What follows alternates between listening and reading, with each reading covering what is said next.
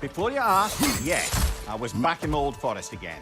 And this time I encountered my former boss, King Oberon. Rather eye-opening, actually.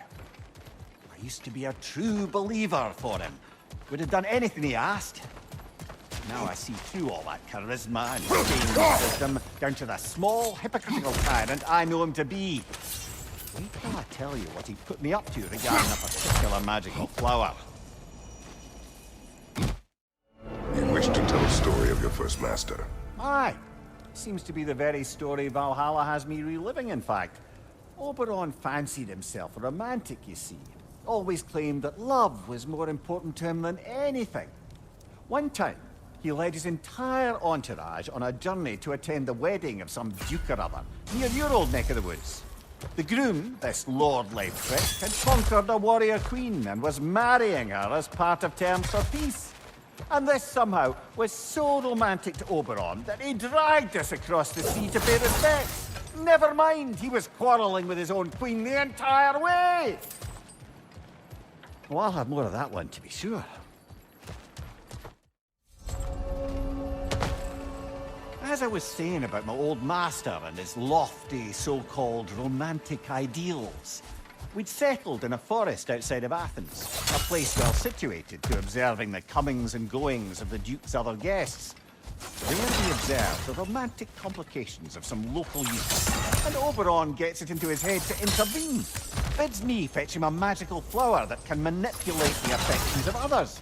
Supposedly, the idea was to nobly help true love prevail over the pressure of family arrangements. But what he really wanted was to use the flower to torment his own wife. I see why you left his service. Aye.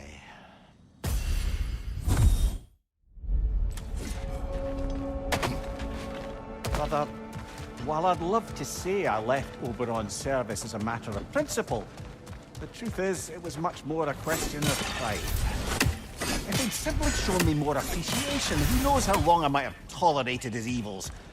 I certainly tolerated plenty from my subsequent employers before I could take no more. And if I'm being honest, I was only too happy to offer my complicity in Queen Titania's humiliation. What did you do?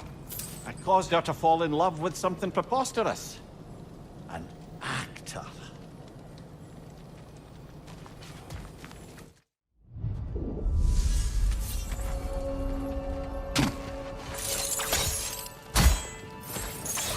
Master.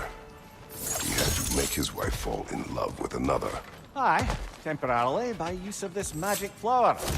Though now it's clear to me the flower's effect isn't love exactly, but a kind of obsessive devotion that is too often mistaken for love. So of course the Queen made a fool of herself, as did all those under the flower's spell that night.